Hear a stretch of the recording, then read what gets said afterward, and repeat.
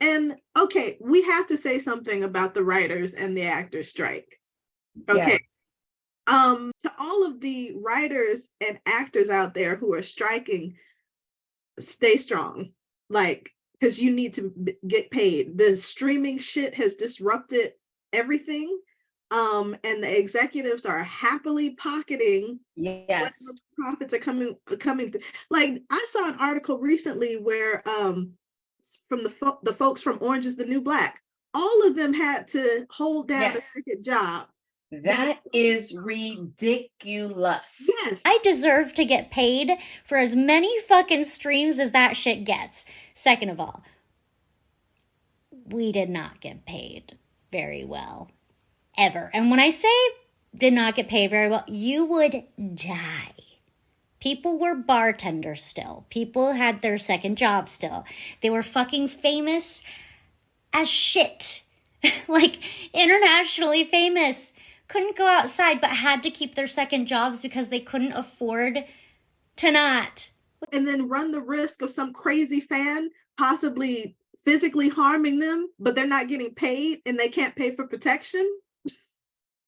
That is crazy. And the studios at the same time are crying poverty. And I don't know if you saw it, but shout out to Fran Drescher, aka the nanny. I didn't realize that she was the president of the union. I saw her speaking. How far apart we are on so many things.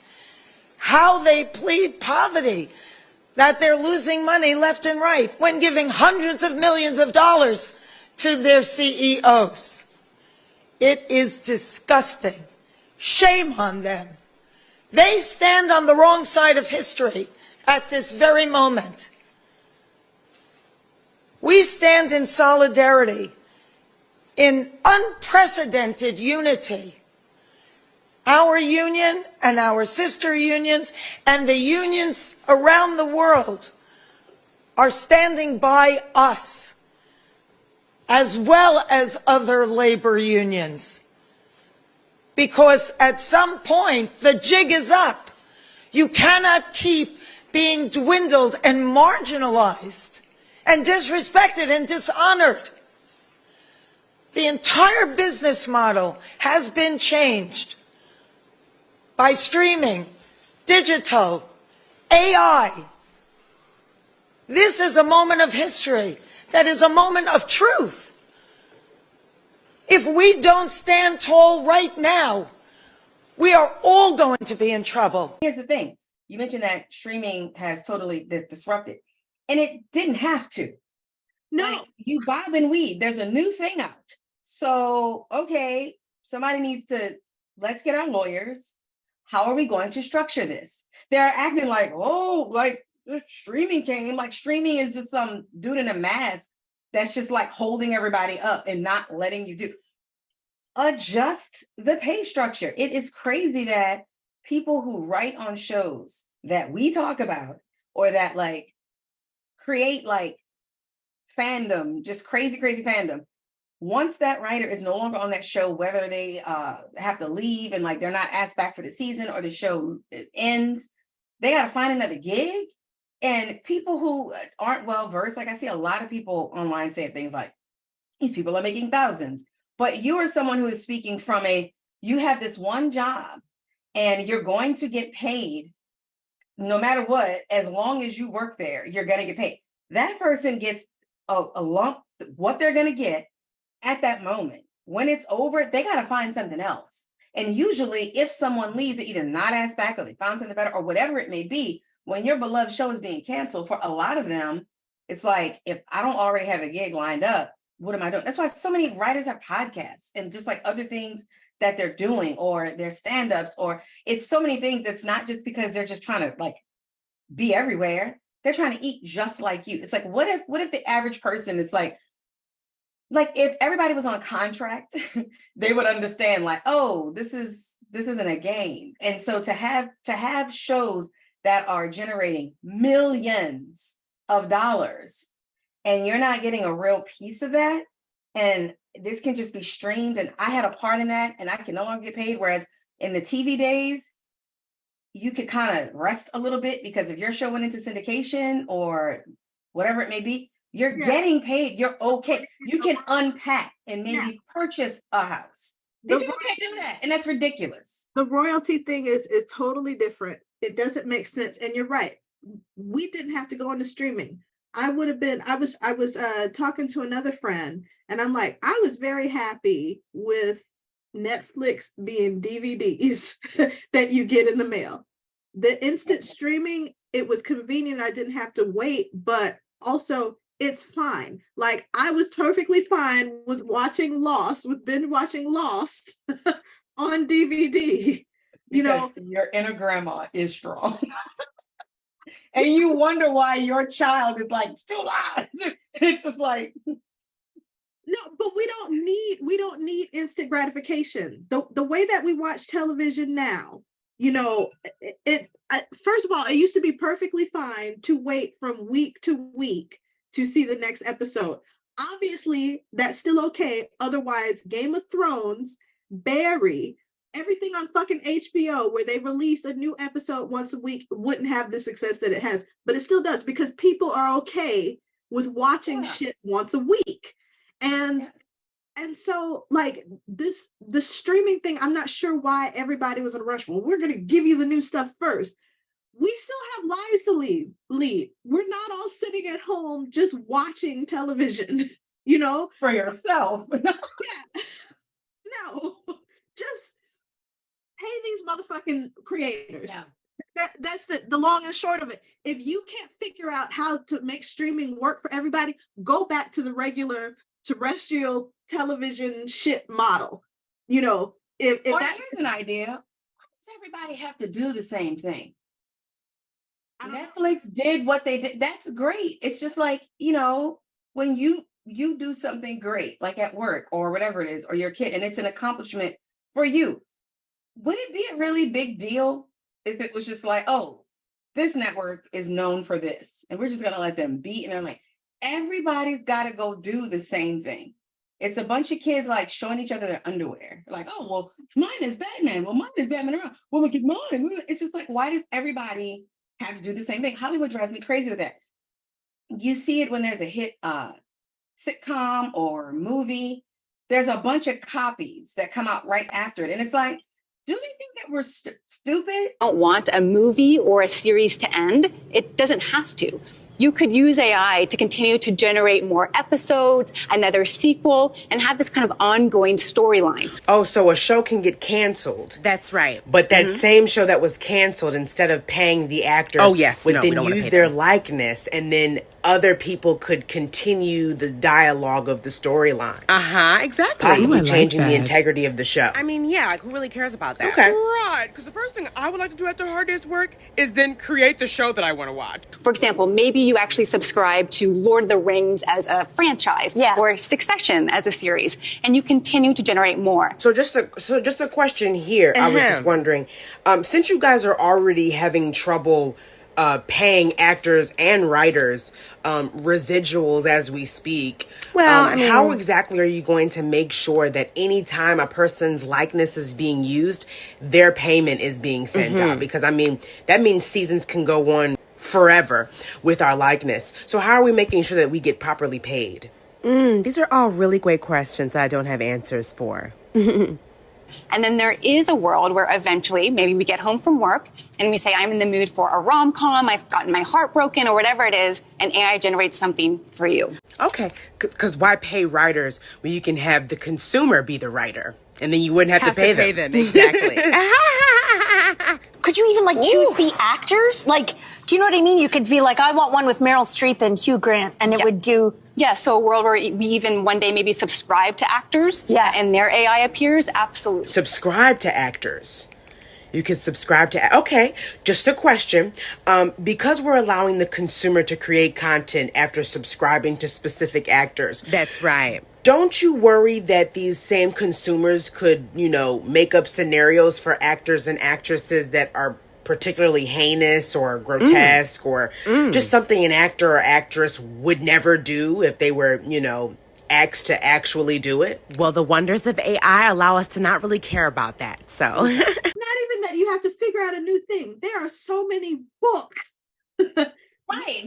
But just period, though. Like, I say that because I hear a lot of writers say how it's frustrating to see how Hollywood just kind of likes to go to like IP that's already out there and kind of just reboot it or restart it or remix it or whatever. And you've got like all of these really like unique, heartfelt, original ideas, but they don't want it because, well, Captain America did this. So like, we got to have, Sergeant United States. It's just like, I understand completely what you're saying, but I'm just like, it's like they want, and it's funny because this show talks about risk, the difference between a calculated risk and an actual bona fide risk. Yes. And so even Sam Levinson, who has never had an actual successful project in his life, except for Euphoria, that was borrowed intellectual property from a show in Israel. So that really?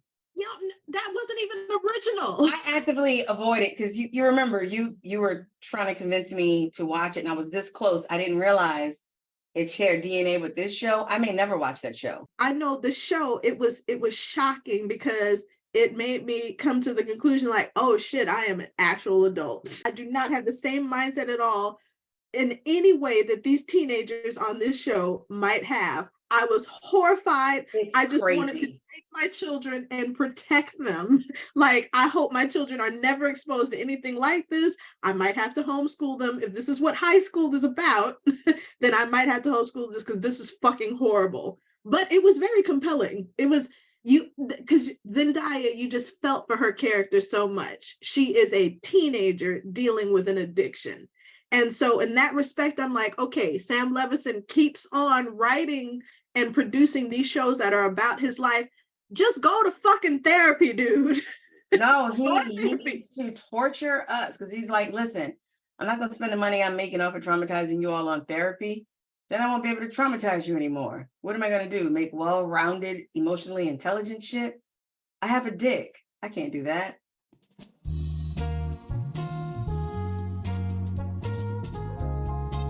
Welcome to Tangentially Speaking, the podcast where we have in-depth and entertaining conversations with a lot of tangents that always, eventually connect two seemingly unrelated topics. I am Nikki.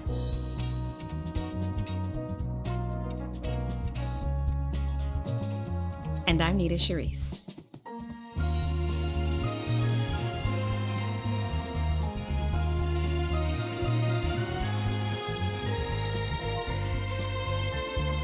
Today we're reviewing The Idol, a 5-episode series starring Lily Rose Depp as pop music idol Jocelyn, who has hit a wall after losing her momager to cancer.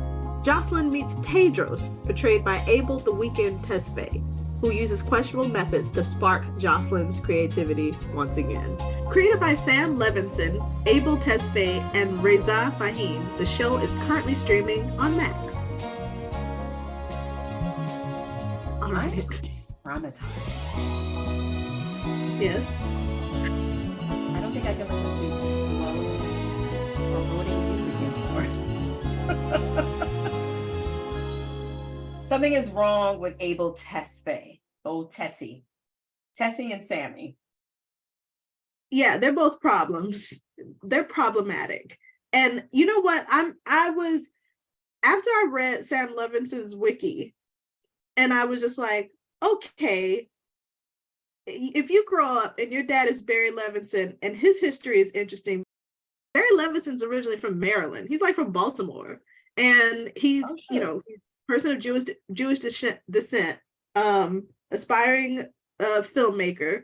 He moves to Hollywood. His roommate was a drug trafficker. So Blow is based on his roommate. Wow. So anyway, he becomes this filmmaker. What are some of his movies? Rain Man, Sleepers, Wag the Dog, The Survivor, Good Morning Vietnam are a few of them. Tootsie, Barry Levinson movie. He has Sam. It's like all the movies. Yeah, a lot of movies that are in the American cultural zeitgeist. Barry Levinson, we have to thank for them. So he has Sam Levinson. What we know from our favorite podcast about blind items is that growing up in Hollywood, you're not okay. So Sam Levinson grew up in Hollywood with a dad whose roommate was a drug trafficker. Yeah, George Jung. Yes. Be pretty like popular, famous too. So there's no telling. I mean, the few years that I spent in LA, I was just like, this place is wild. It's wild. I wasn't right for it, and it wasn't right for me. But I survived there. I survived there. Believe it or not, I am not cutthroat like the character Nikki on this show. I actually give a damn. I have empathy and compassion. There, I draw the line. You're only cutthroat about crafting. I'm cutthroat about crafting and about being a good mom to my kids. Yeah. So check out my glue gun and school calendar. What now? If it was a Real Housewives thing, that would be your thing. And then you'd be like, it'd be like those boxes just right there that every crafter has. Like, bitch, check my storage. Yeah. Don't play with it. This crafting shit is real. All right. Don't fuck with me. Buttons on buttons. Yeah. But this Hollywood cutthroat shit and the drugs that are just readily available that people lean on as if it's like water. Like water. Yeah. Like you go to somebody's house, I feel like it's just in candy dishes. Like, oh, here you go. And it's just, wait, what's happening? And the 2-year-old's like, oh yeah, I'm trying to cut back. It's crazy. Yeah. So they're not okay. There's no way Sam Levinson was okay. So am I surprised that he has produced shows like Euphoria and this shit that we watched? No, not at all. Like, why haven't you done more? It's right. Because he sucks at it. He sucks at writing and directing because everything is personal. Go to fucking therapy. Don't get behind a camera. Don't pick up a pen and paper. Just fucking go to therapy, dude, and save us all. But no, we get this 5-episode series that before it even came out, it was just mired in shit. Yeah. Mired in shit. Now, who was the original director? Was it Amy Simons? Yes. Okay. She was the original person, and she left, it is said, with 80% of the project completed. Yes. Nobody does that. Something is wrong. Now, I know Amy, she played a part in directing some of our favorite shows or favorite episodes of our favorite show, Atlanta. She was actually active in that show. So I'm pretty sure that whatever she originally produced was not supposed to be this shit that we got. No.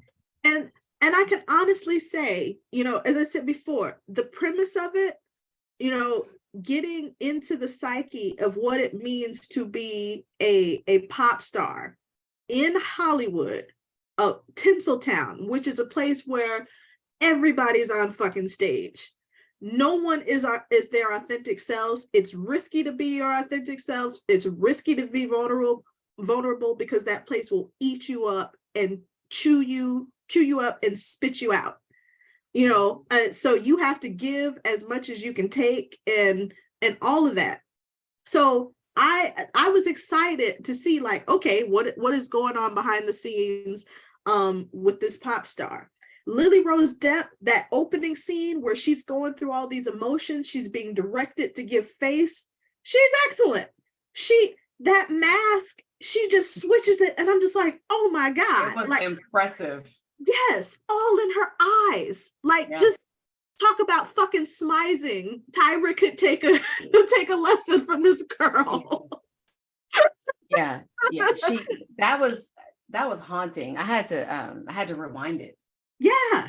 Be like, did she really, like, because I was thinking, like, wait, did they do something to make it seem like, she reminded me of like when you were in junior high, you draw those little pictures like at the edge of a Post-it note and then go like that and it looked like a cartoon. Like her face was just switching, and I'm like, did she really do that, or was that camera work? I'm like, no, they were just really contorting her face like that, and I believed all of them. Yes. And then in her eyes, like, I rewound it back. Like the first time I ever saw it, I rewound it back like, whoa. And then I just focused on her eyes the third time. It's all there. Yeah. Which makes me wonder, like, honey, what well are you drawing from? Because I heard about the Johnny fucking Depp. the Johnny Depp and Amber Heard trial alone, we could go off on so much. You must have been like, oh, yeah, the kid who's raising this, yeah, she's got to be in the show.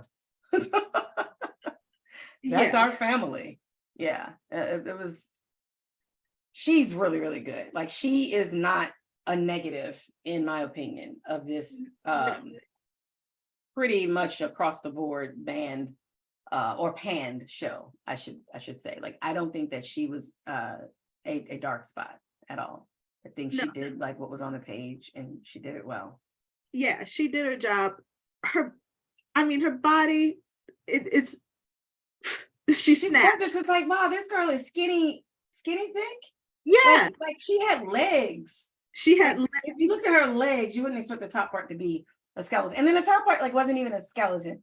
I think she has accomplished what a lot of these people are trying to do. Like when they have that waif look, like she by no means was big or thick, but she was proportioned. It's like, no, she's not plus size, but nothing looks like it was tacked on or like added, like, yes, I can see her bones right here, but it doesn't look unhealthy. It just looks like these are the proportions that are needed so that her legs can hold up her body. And then you pan out to her legs and it's like, okay, she looks like she does something. You don't usually see that. You either see exaggerated the other way, or someone with slim legs, but they've got the Brazilian thing going. So it looks like toothpicks with olives on top. And it just looks crazy, all to get the little gap. But she looked normal, and young, but she looked normal. And I appreciated that. And I've never heard of this person before.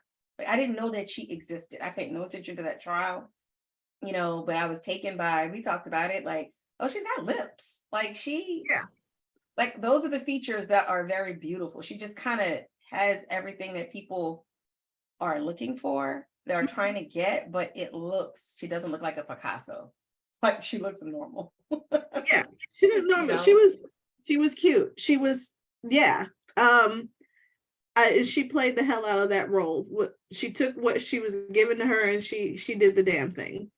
And the supporting cast, all of the people, her handlers, from Nikki to Haim to Destiny. Destiny. Oh, I love her. I was so happy to see her.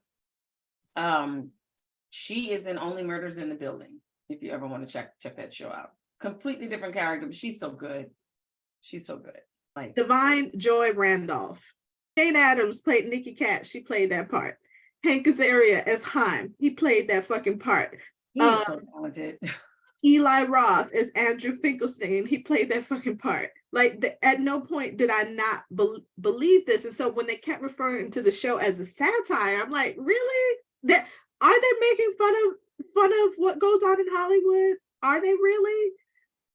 Well, that's interesting that you pose that, because that is the point of contention with people who have an intelligent negative review. They're saying, so with Amy's version, you did see it as making fun of / calling out the industry.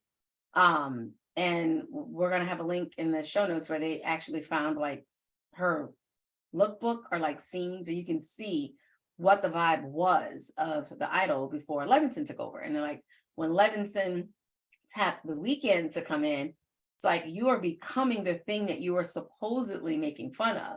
It's like, no, it's like you made a documentary. Like, this is it. Like, I really believed that it really felt like I got a peek into fill in the blank, whoever's the hot thing right now. Like, I got a peek into like what really goes on, kind of like behind the scenes of their reality show. I never felt like they were poking fun. Like, there may have been some moments, just a little bit, but it just seemed like it was a fluke. I did not get satire at all. And apparently for people who claim to have knowledge, it would have been. And they were saying, because there's a still in Amy's version where you can see the person as the child star, like see some of the merch. And that kind of puts it into focus, like, oh, this is what it was going to be. And it would have been very good, because it is said that she had it more from the pop star, the female pop star's point of view of trying to survive in this world and trying to retain some sort of agency, and how she deals with that. Yeah. And when Sam Levinson came along, it was more like, no, let's just do like a rape fantasy. It was more from the male gaze, and they cite like different examples of these conversations between Jocelyn and her assistant that is like, yes, a straight male wrote this, like, you know, because there's like a part where she's like, oh, you like him, he's kind of rapey, and then she's like, yeah, but I kind of like that. And like, I want to say that was in the first episode, but the article is linked to so folks can see it. But yeah, you're exactly right. It became the thing. You know, it's kind of like, no, we don't want to call it out. We just want to be it and then pretend that we're just like, we're so edgy and like we're pushing boundaries, you know. I'm trying to figure out why they would say a show produced by a female is too female and they need to make it more masculine. And so I'm looking up HBO demographics, HBO Max demographics now. So what I found on similarweb.com, as far as age distribution, 30% are ages 18 to 24, 31.73% are ages 25 to 34. We're nowhere near in the top demo. Okay. And then gender distribution, 46.86% female and 53.14% male. So, I mean, you can either say that, okay, well, males dominate this, or 46 to 53, get the fuck out of there. That's a practically even split. Right. It isn't enough to be like, I mean, the numbers speak for themselves. It's like, all right. Yeah, it's pretty much an even split. So why they would accuse like why they think women are okay with watching rape fantasy. Like, I won't even listen to The Weeknd's music. The one time I got like major exposure to more than 2 of his songs, I was just like, yeah, that dude has a problem. And again, the key word for today is therapy. I did like the Worth It song. Am I saying it right? Because I think I said the wrong title before. The one that comes from that stupid 50 Shades movie. Earned It or Worth It or something. That song and the Face song, the Feel My Face. Yeah, I can't. The song that's about cocaine. Yeah, the cocaine. I am so shocked at how many people that was a revelation. Like, it's obviously about cocaine. What do you think it's I'm about? sorry, if my husband or whoever turned to me and was like, girl, I can't feel my face when I'm with you, I'd be like, am I causing you distress? And so like, why are you numb when you're around me? It's like, how could you think like, oh, he digging her? Like, no, he's doing lines. Yeah. You know, like he's like, I am not okay to a beat, you know, and they're not going to go to therapy because it's sexy and it sells. You're crazy. Yeah. So going back to the first episode, Nikki Katz, mental illness is sexy. How fucking disturbing is that? You know, but the way that she explains it, I can see why it makes sense in her head. And maybe she is revealing a truth about what American men are thinking when they're looking at damaged pop idols. Ooh, I can come in and save them, which is very much what Tedros was trying to do. Oh, it's a global, we're globally aware that her mom died, that she was holding her mom's hand while she died, that she had to cancel a tour and give back tickets and all that. So the entire world knows, and she's having to live out this very private and very painful thing in public because she's a pop music superstar. And it reminded me of, and of course, I'm sure a lot of people are comparing her to Britney, you know, the Jocelyn character to Britney. But I remember back when I was living in Las Vegas, I was working for this boutique marketing and public relations firm. And just more and more things started coming out about how Britney wasn't okay. And I was explaining to 2 of the other young ladies I work with, I'm like, you know what? Can you like have a little compassion for this girl? Because I'm pretty sure when she started out on Disney, all she wanted to do was sing and dance. Mm-hmm. And I'm sure no one told her what was going to come with that. Like having to constantly live and prove yourself in front of the entire world. That's so fucking unfair. These bitches had no compassion. These bitches that I was talking to, they had no, oh, get the fuck out of here. She's a superstar. Like, so the fact that she's a superstar means that she's no longer human. She has to turn off that side of herself. And you, bitch, just because you're jealous that she's like Britney before the hair plugs and everything, cute little girl, cute figure. She could dance back then. She could. You know, if you like that breathy singing at you, then one take Britney. Apparently she is famous in the music world, like with producers. She does not do it again. She's like, nope, that's it. And they're like, yeah, Britney doesn't do like, oh, hey, B, can you hit that part? Nope, she's already done it. Okay. I was like, okay. Thank God for auto-tune. She did Toxic in one take. I fucks with Toxic. I love that song. Yeah, Lance loved it too. It is a good sound system song. Like, he loves that song. Zoe discovered it the other day. She's like, I like this. And I'm just like, it is very, very catchy. She knows how to read. I'm not showing her the lyrics. It's fine. She's like, but it's, I mean, she had good songs. You know, it takes me back. Like, it puts you in a specific place. Like, oh yeah, like Britney was it. I think she crossed lines. I know lots of black people that's like, listen, don't be talking about Britney.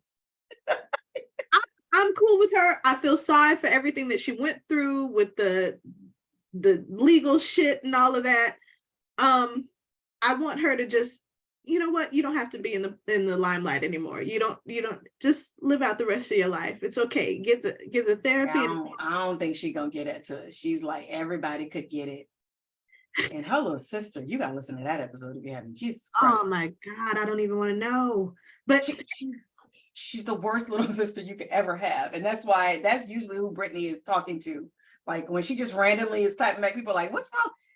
It's her sister who's just like, I'm just trying to help her. You know, she was more valuable to them under that conservatorship. And they're just like all just using her money. It's really sick and sad. Yeah, that's fucked up. So again, we see in the first episode how much of a product Jocelyn is. How much of between the first and the second episode, they were just like, she's not okay. When Nikki was talking about, well, my mom's died.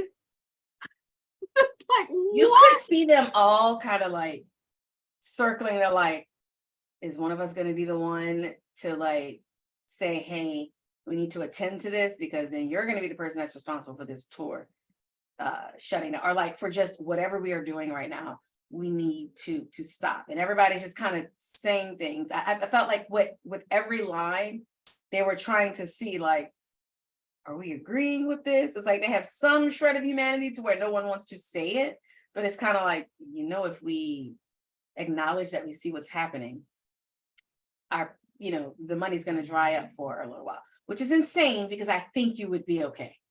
I think you would be okay. If you have faith in this person, if somebody is good and they go away unexpectedly, even if people are distracted by whoever fills the vacuum at that time, if that person is good, and I believe that she is, when they come back, people are going to pay attention.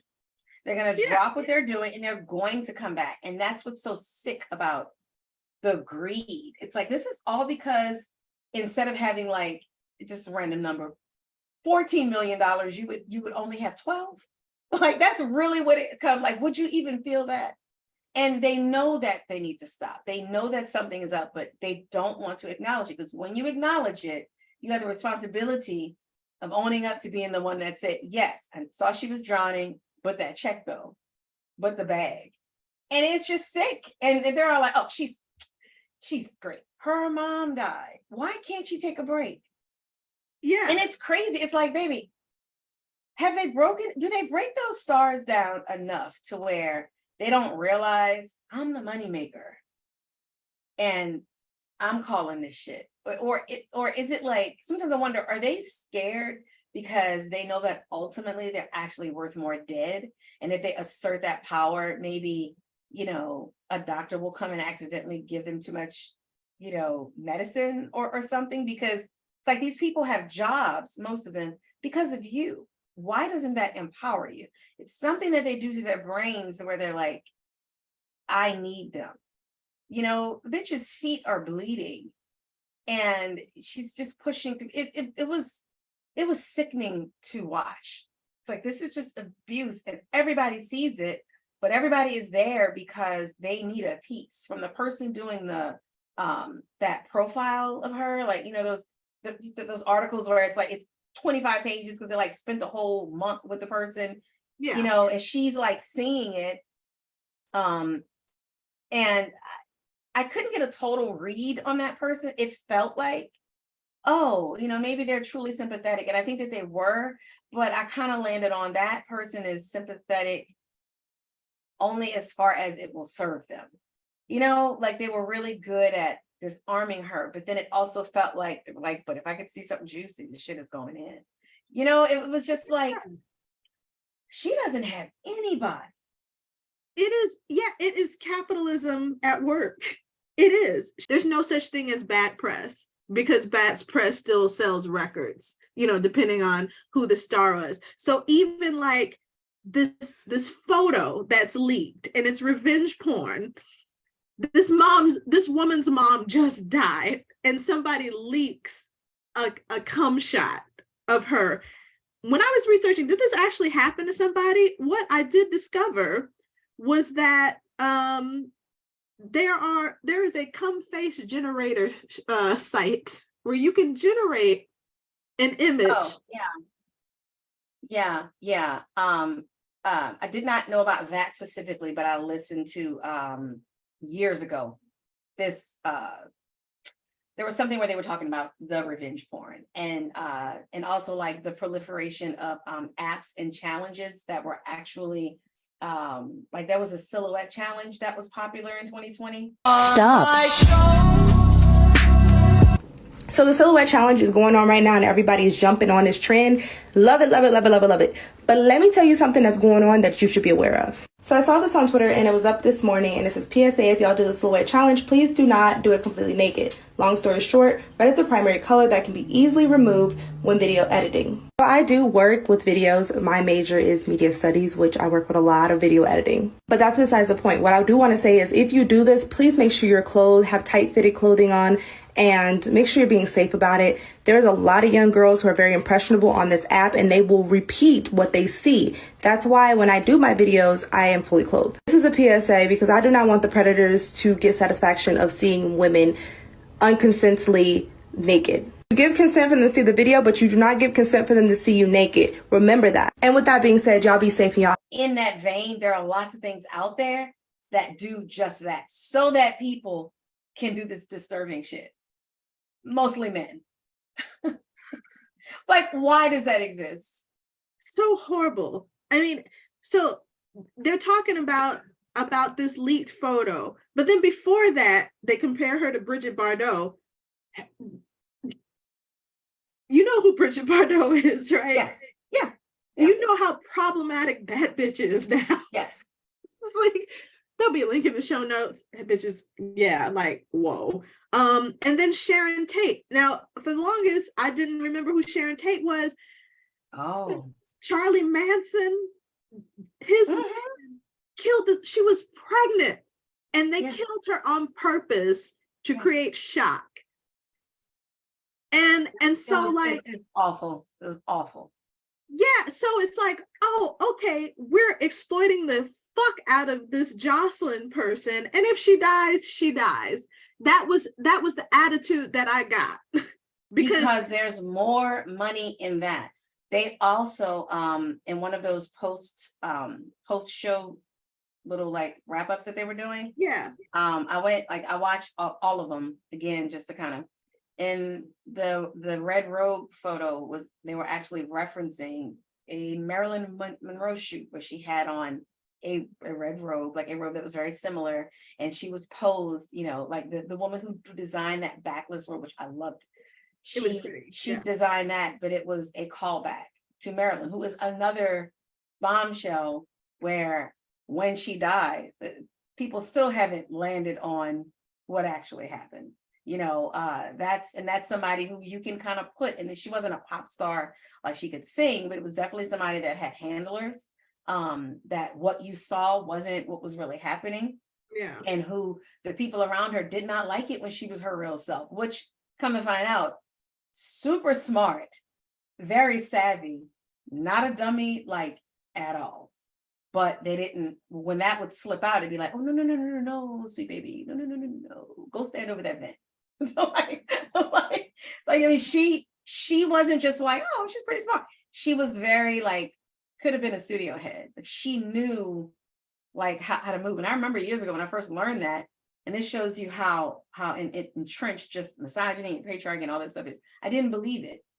I wasn't a kid. Like, I was, like 19.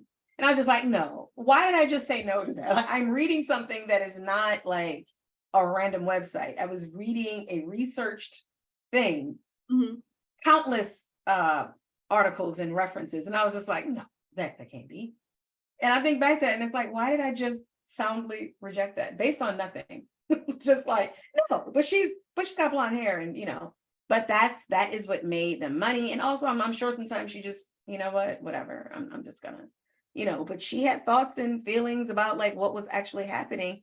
And she also knew a lot of shit, and then she died, and people still argue over whether it was suicide or not. And this all falls in that same vein. So the minute she said Marilyn Monroe, and if you or anybody who's ever read any of that Illuminati, MK Ultra, they refer to her as the original one, like the original Britney, the original, what was her name? Anna Nicole. Yeah. Those people where it's a lot of chaos, gorgeous, sexy. There's a certain image that's put out there, and then you find out, oh, that wasn't them at all. And then they die, and then people are still making money. Yeah, and they just use them up, like they're just a product to be used up, consumed, and then thrown away, because there's another 10, 15, however many girls standing in line who are just as pretty and who want the fame and the fortune and are willing to do anything to get it. As referenced by her fake friend and backup dancer, who was just like, sure, I'll take the record deal. Diane, who is a member of she's actually a member of a Korean pop group. Yes. Blackpink's Jennie Kim. And it's like, on the one hand, can you truly fault her? It's really Nikki who knew what she was doing. Like, the bitch is great at her job. Like, she's always, it's like she's got a backup plan after backup plan. She literally sees what's happening.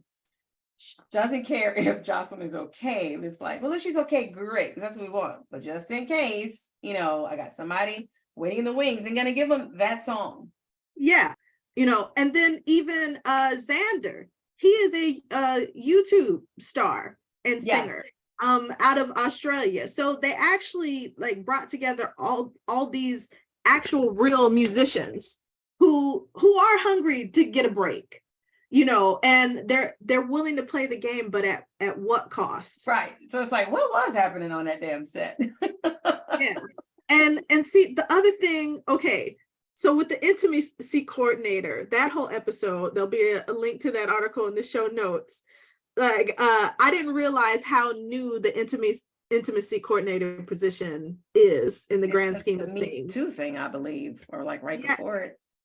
But and also how necessary that person is to make sure that the star is protected. What I didn't appreciate, and which I know this is a Sam Levinson Abel Test Faith thing, was her, well, I wanted to show my breasts.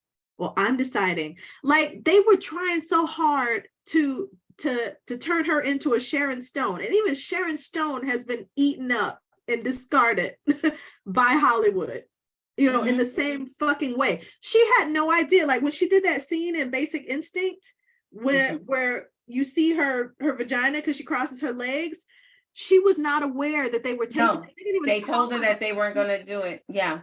That is actually discussed in great detail. Awesome podcast that I'm linking to now. You must remember this.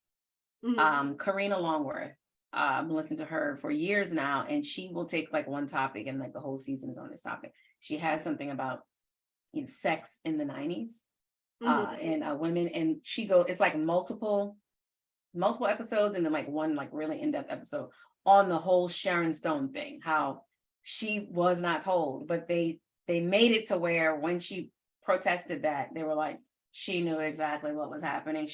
It's so sick. Like they go into Demi Moore and Sharon Stone, and it reminds you like, man, we came up, like that shit was wild. Like, and we were younger, but if we could go back as ourselves now and look, it's like, oh my God, like the stuff that started happening under like in private in the 90s and like early 2000s was just right there.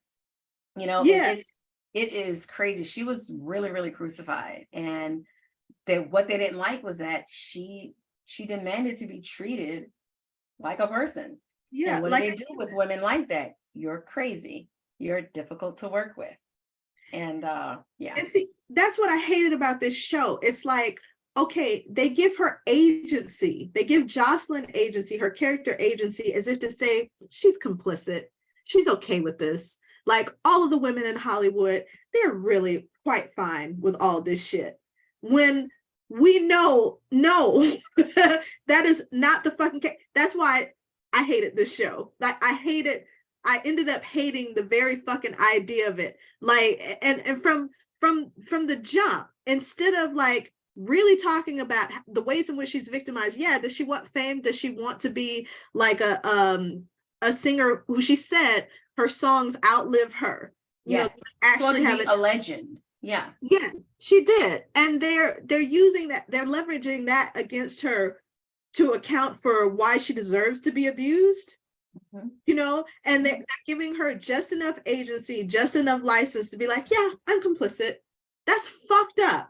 And I can't imagine being a little girl. Like, I hope no children watch this.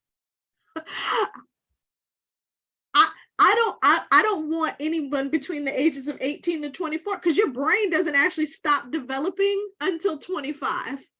So isn't that wild? Like we drove cars and shit, which is why which one? Not developed yet. Yes. Sorry for the inside joke on the podcast. When I think back, it's like, no, it wasn't. Yeah. We were not fully adults. Parents, stop trying to kick your kids out of the house. Not that our parents did this at 18. No, let them just stay there until about 25. They're not ready. It is why you can be, your parents can give you insurance until 25. Exactly. Because the health insurance, there's a couple of things where it's like, all right, bitch, bye. That's why, like, you can go to your pediatrician. Is it until 25? Yeah, I think it's until 25. Why are people just ignoring? Like, the medical community is like, we said that. It's right. If you just look at page 52, it's been there. Like, so why are we allowed to do something we shouldn't be driving? No, we should actually, like, I wonder if we should be having the capacity to vote at age 18. I was just gonna say, but I stopped short because people are like, how can we make it so that just non-white 18-year-olds don't vote?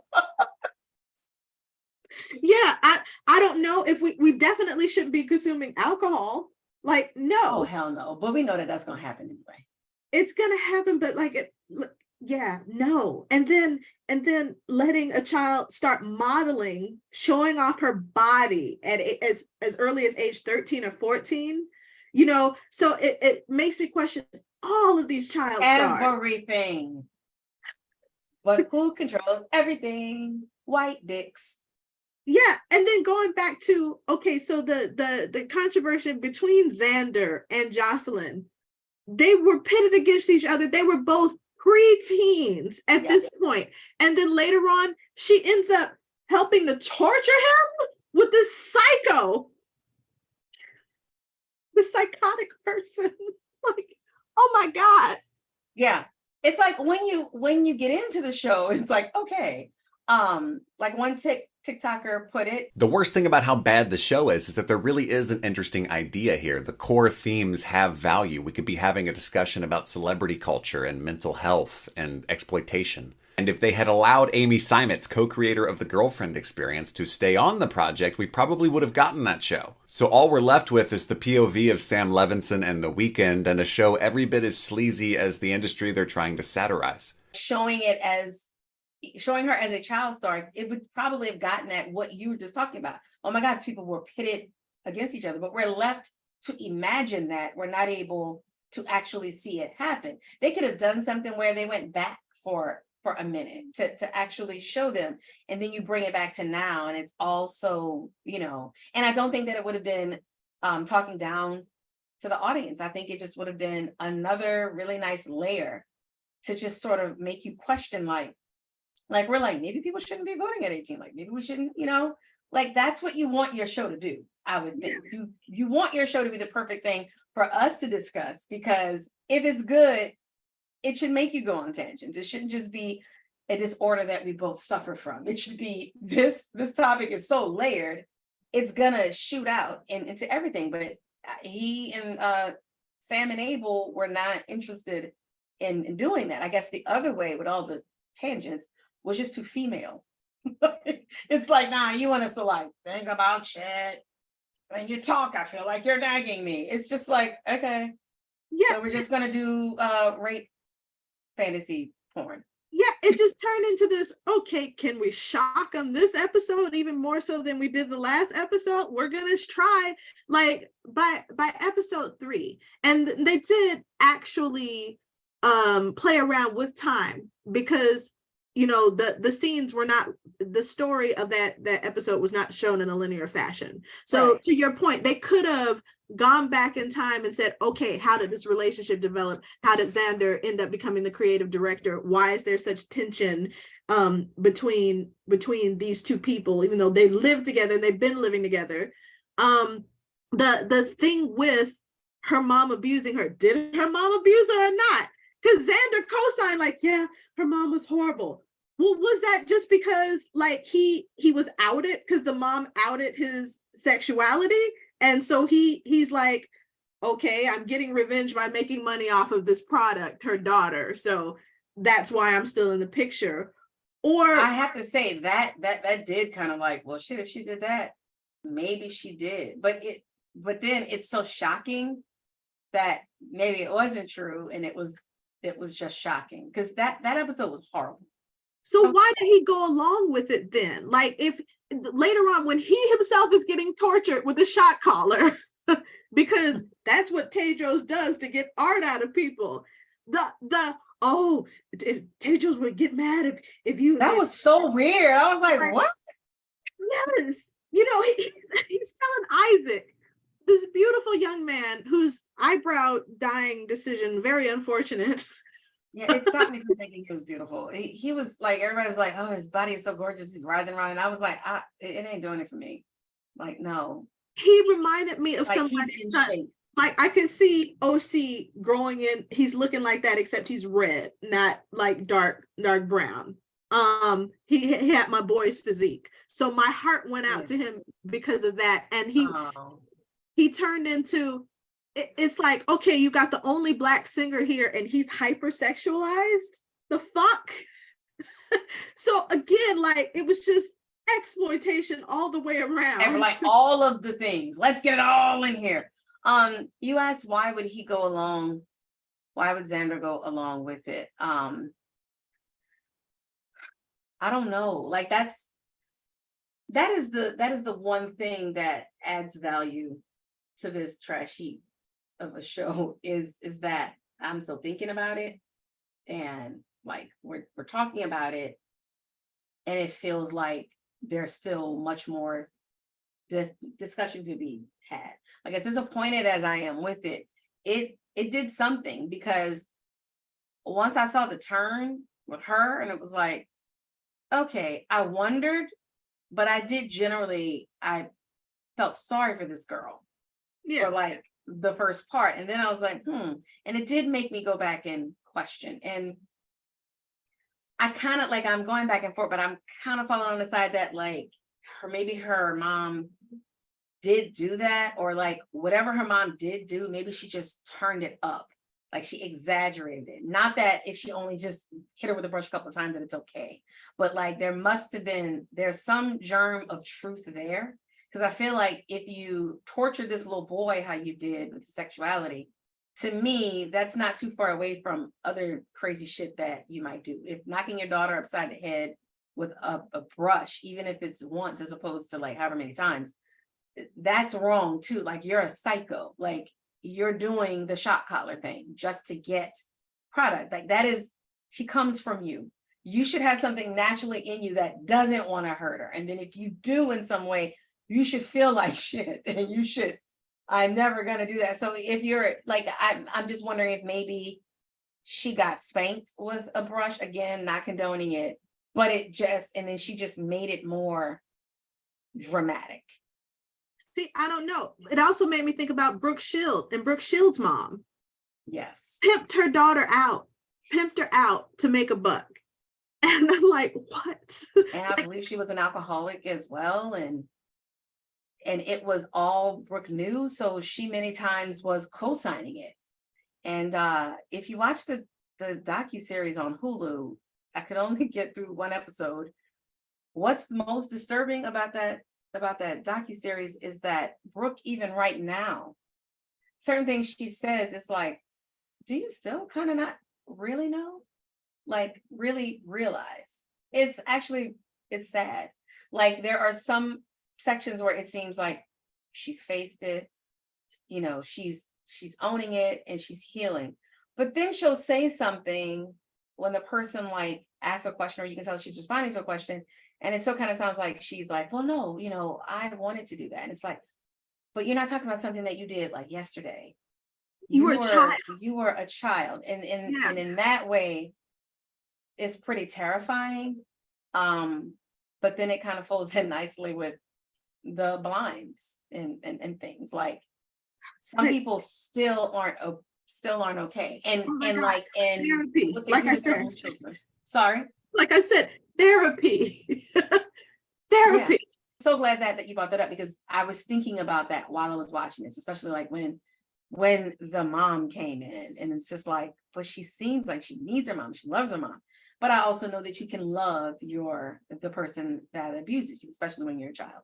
Yeah, so. and mom is God. And if you've never been parented by anybody else, because you're in this closed off space, like the Nigerian proverb, it takes a village to raise a child, you know. So if you're not getting something at home, you can go to your neighbor. You have a Sesame Street where there are other adults who genuinely care for you, who will provide the guidance that you're lacking. But in these situations, it's like, you know, like abusers, the first thing that they do, whether they're narcissistic or whatever, the first thing they do is get you alone.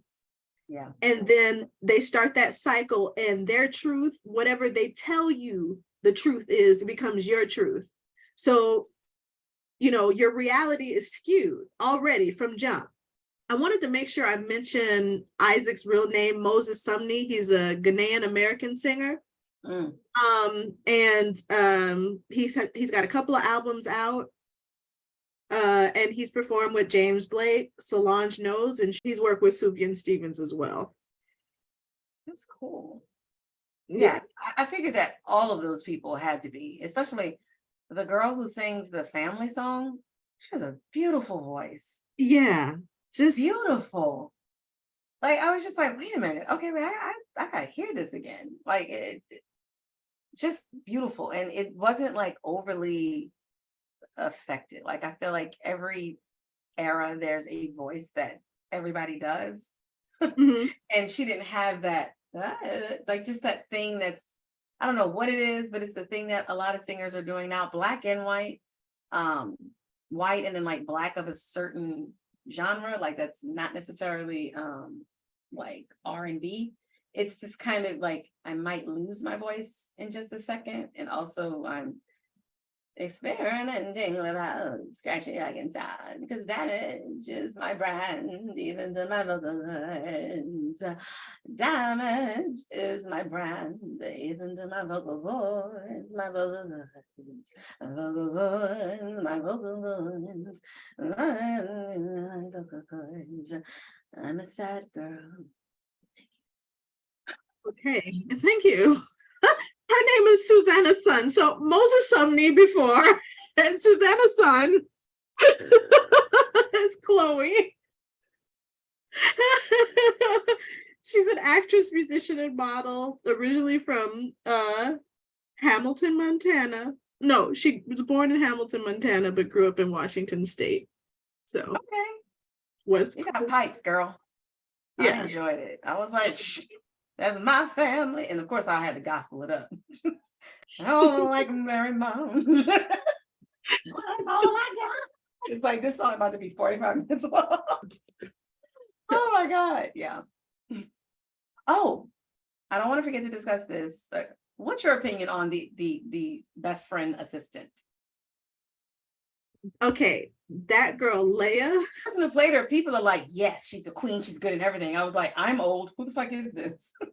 Yeah, people knew who, like, a lot of reviewers were like, this show was trash, but your girl killed it. Not talking about Lily Rose Depp. This girl is established. Rachel Ann Sinnott, she's an American actress and comedian. She was in Shiva Baby, Bodies, and Bottoms. I haven't seen any of that shit. Yeah, the Zoomers know who this is. 1995, she's 27 years old. So she's Zendaya's age. And there's a lot of people that's like, oh my God, she did her thing though.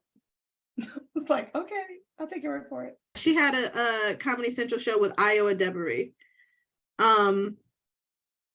So yeah, the younger generation knows her. I believed her.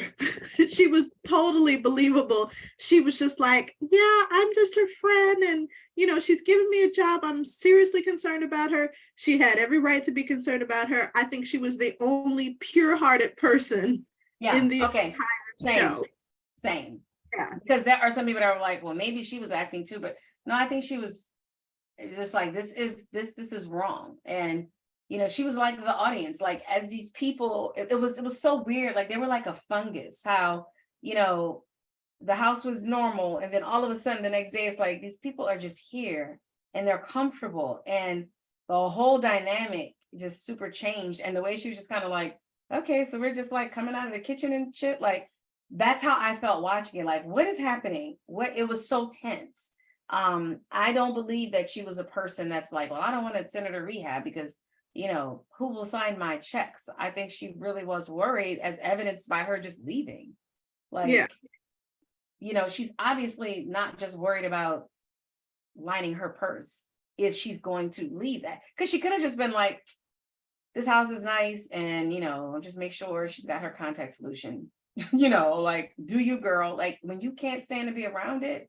And she was like disrespected a lot. Like she was treated like shit, like just laughed at. And it's like, yeah, it's just like, wait, how she had that kind of dynamic where people are shitting on her, and then even like the dude who's just there to service the cable is like, fuck you. And it's like, why do you feel okay saying this to me? Like, it's like she looks down and the dog just like has his leg up and it's like, my new pee spot. It's like she did just it's kind of like, hey guys, I don't want to be bothered. Hey, if you want to kick me, you know, it's fine. Because she was frustrating at times. Or was like, will you fucking articulate what it is that you're saying to this person quickly? Because, you know, I think she proved that she cared about it, because in the middle of shit happening, she's calling and she's trying to get through to these people. Like, I'm like, okay, she's a good person. She's decent. And she's like, no, this is, and they're all like, it's just that dumb bitch. It's like the dumb bitch who's with Jocelyn all the time that you claim to be worried about. Yeah. That was weird to me. She was the only normal person. When after they meet Tedros and they peep game, like Destiny peep game, Haim peep game, and they're like, yeah, we think she's in I think our girl is in trouble. But as they're walking out past Lee, is like, oh, he's great. He's wonderful. Like, are you fucking kidding me? Like, then she turns around and he's like just eating her out in the middle of the courtyard. And she's like, oh my God. Yeah. She was so traumatized. She was so traumatized, but I thought it, like, you know, it just talking about like that actress really did do a great job. Because it's like everywhere she went is somebody that's either like, fuck you, or just like just doing something inappropriate. And she's like the only one who can see it. even Jocelyn, as this woman is trying to care for you, is like, ah, fuck you. Like when they're fucking in the stairwell and she comes in, Jocelyn, and she's worried, and they're being quiet and laughing at her. Yeah. It's like, your friend is worried about you. You don't, first of all, you don't just disappear like that. Like, what happened to girl code? Like, bitch, like, let me know sort of where you are. With all this technology, they did a worse job than we did when we were out and had no cell phones, which seems terrifying now. Like, we were just out when no one could reach. We were just out there living our fucking lives. Like, I don't even understand. Like, let's do Method Man and Redman. Okay. Move, dance floor. We're here, the hired Method Man and Redman impersonators. Again, there's so many No one could call us. You just had to wait till we got home. I know. The houses that we went to, the people that we went down to Bourbon Street with, totally unsupervised. Only you and I knew what was happening. It's not like we said. And we were together. Yeah, we were together. Like, we go to Bible study on Thursday night, like, all right, time to hit House of Blues. Hardcore. Like, oh, yes. Yes, my glory in the lifter of my head. Amen. All right, we got to get that before 11. I ain't buying no drinks. I am not buying no drinks. I'm not paying the cover. But go to Contempo, or as you coined it, Contrampo. And be like, $9.99. Y'all talking to $5.99. Everything white on the other side of it. Like, not lying at all. Whatever. Like, we are going to get our $20 outfits. Do you remember the mission? Like, we would start early in the day, stop and get a Happy Meal for lunch, because that's what we could afford. We were eating Happy Meals. I blocked that shit out, rightfully so. No, I didn't. I remember.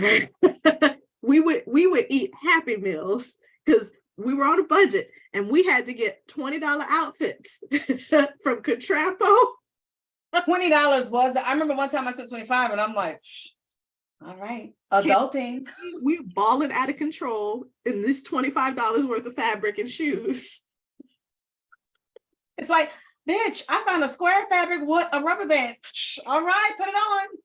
That's about to be my shirt, bitch. And they're like, that's the band that held together this shipment of shirts. It looks great. There's a price tag on it though. Y'all slipping. But you wearing packaging materials. We ate those Happy Meals because we were the size of the people who actually should have been eating the Happy Meals. We were so tiny. Yeah. Do you remember at Old Slavery how we could still fit into the kid size 12 and 14? 12 and 14 and 10 to 12 too. Yeah, depending on. I did it at Joe's Crab Shack. I remember the first time I couldn't put the 10, it's such a stupid bitch. The first time I could not put the 10 to 12, the child's medium, I was like, okay, things are out of control.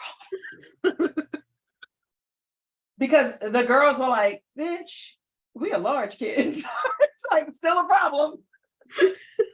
But in my defense, baby doll shit was the thing. You were supposed to have 85 yards of fabric for your jeans, but your top, nah, just a suggestion.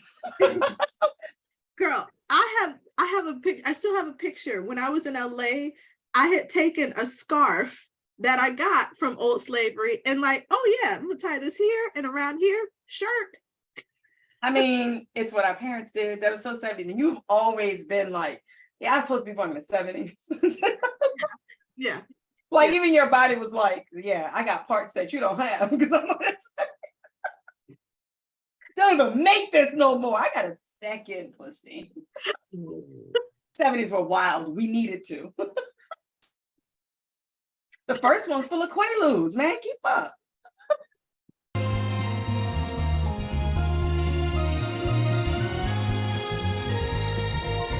How do we rate this show? 3.5 stars. I thought about this for a long time. That half star just comes from the themes that it made me think about and caused us to discuss. The execution and just the nastiness behind it, the fact that I sometimes like fast forwarded some of the scenes and I'm grown, but I just couldn't have it on. Like, it was too much. I watched enough to understand, but it's like, okay, I know how sex happens, but all the extra little just bottles and shit, just like, this is doing nothing for me. I was just horrified and I felt gross, and it took me so long to watch. And that is not my MO. I burn through shit and then like watch it again. And this, I'm not watching this. Like, I had to view like first episode and certain things in the post show wrap up stuff just so I could be informed, but I didn't enjoy it. Like, it felt like I had to do this for school. Like, I need to know it, I need to learn it, but I feel so bad and I feel scared and a little bit hopeless. And, you know, my child, like, should she just be a nun? Should I just send her away?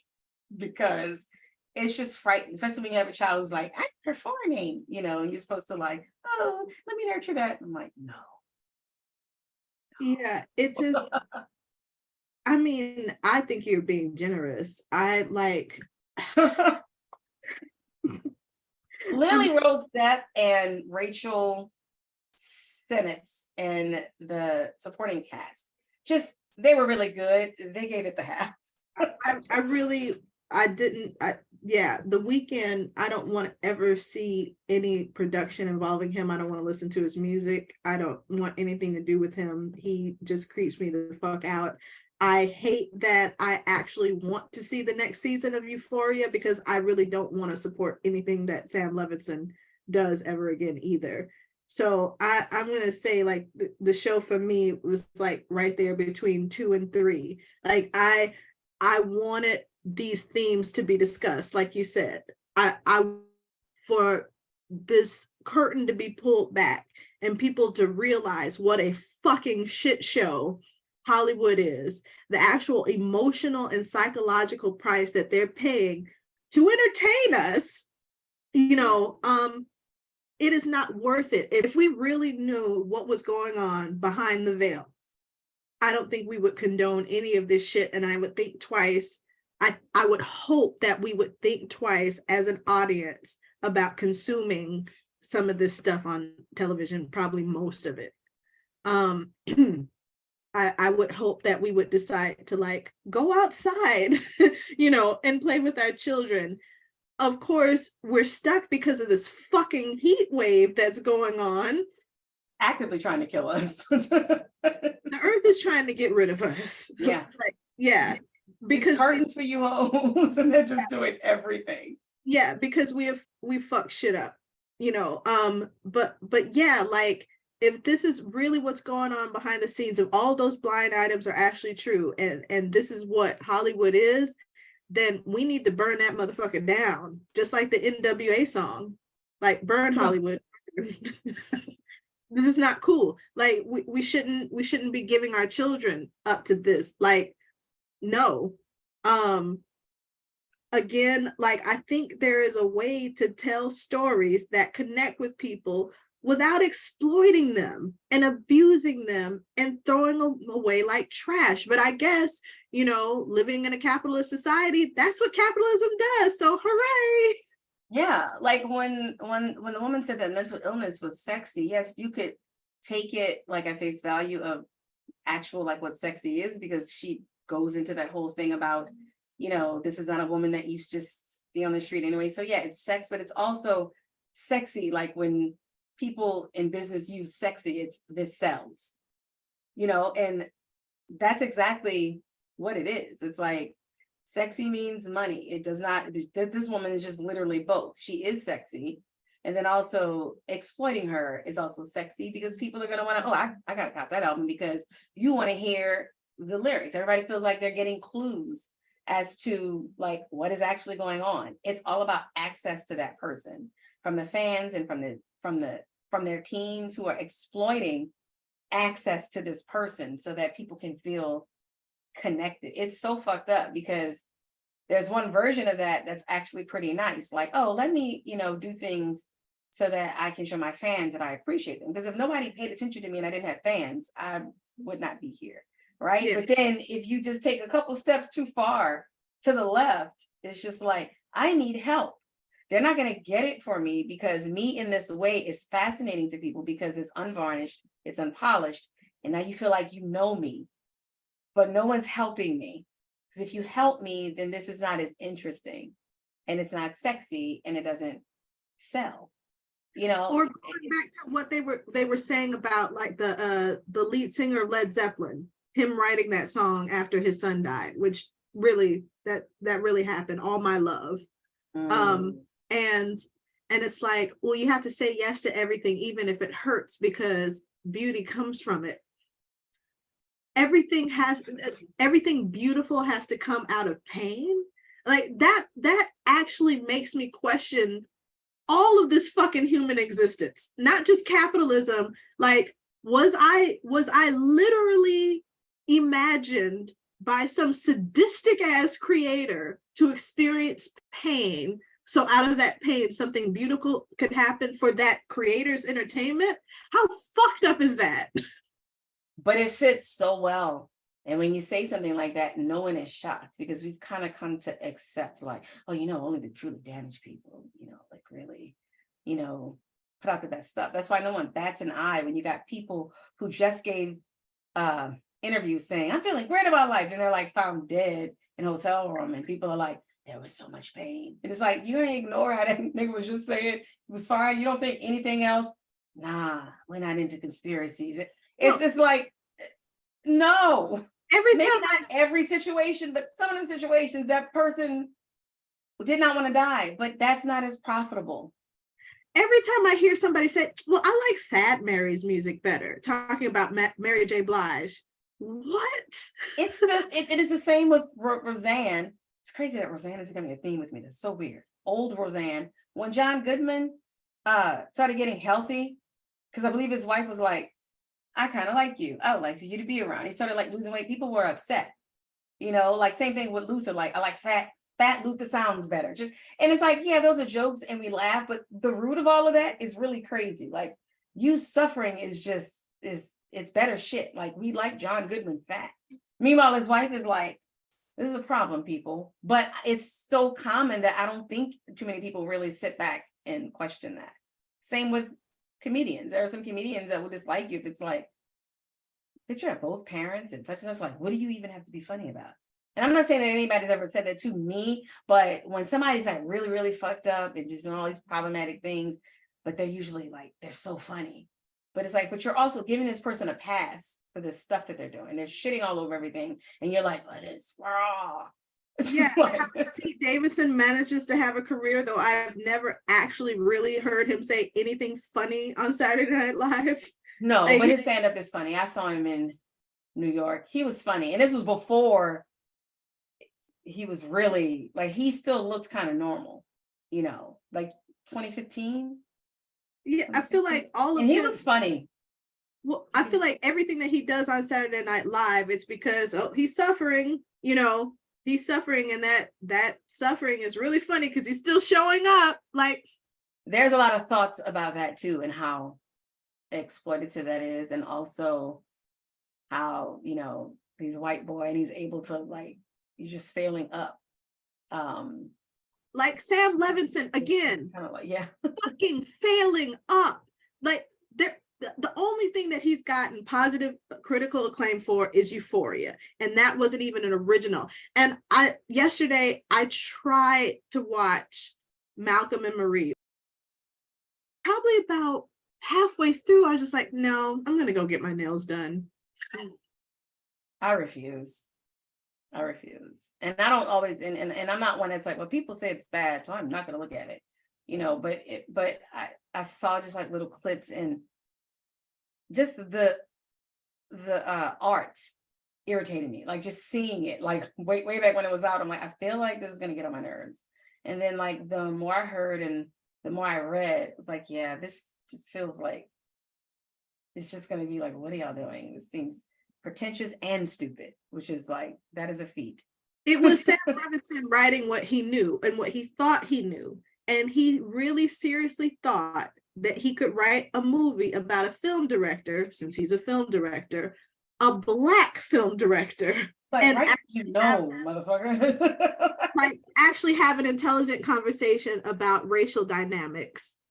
Like, I think that he could, I do think that he could talk about addiction all day long, because he's been an addict. He might still be an addict. He looks like, I'm going to do a couple of lines. If you pull up his images on the Google, like, yeah, I'm about to do a few lines. That's why I'm sure him and Abel had a great time together. They couldn't feel their faces when they were with each other. So, yeah, but and they loved it. But yeah, like why the fuck you didn't have anything else to do during the pandemic at all but write this shit and then film it in the single location and subject 20-something-year-old Zendaya to a 30-something-year-old John David Washington? Gross. Yeah. Not him, but it's fucking weird. The idea of it is fucking weird. And he keeps on doing it. Like I said, like he keeps on getting chance after chance to put. And he always will. Because not only is he a white man, he doesn't even need the name that he has because he's white. He's got all of the things. Like, if he were in that Monopoly game, he'd have like all the shields and all of the dice chances and all of the properties. Let's talk about this Monopoly. Why have they brought me into this shit? Like, why? Maybe some people are like, hey, let me share this with you. But I seriously doubt it. Like, you get more of the things. The other night I had like 900 of them. Okay, earlier. Because people are like, oh, just join. And then later they're like, oh, fuck you. I've got nothing done. And I'm like, I want everybody to be as unproductive as I am. What? I love you. No, bitch. I need to delete it. Welcome from Beyond the Blinds and Monopoly. How dare you? Bitch, I'm enriching your life. You have a problem. No. You have a problem. Is this our show? And possibly our French. I